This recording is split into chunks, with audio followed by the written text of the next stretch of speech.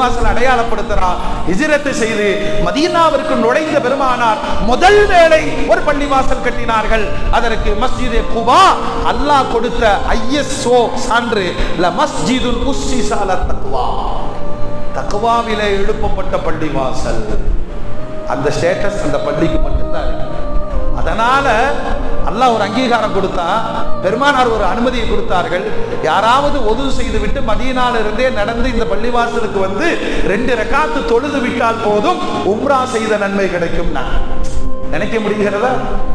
இஹ்ராம் இல்லை, செலவுகள் கிடையாது, எல்லை கிடையாது, தல்பியா கிடையாது, ஒது செஞ்சு 2 ரக்காத்து தொழுதாலே உம்ராவுடைய நன்மை. இந்த பள்ளிவாசலின் பெருமை கியாம நாள் வரைக்கும் இருக்க வேண்டும். காரணம், முழுக்க முழுக்க கல் மண் கொண்டு கட்டப்பட்ட கட்டிடமாக இருந்தாலும் தக்வாவின் அடிப்படையில் கட்டப்பட்ட பள்ளிவாசல்.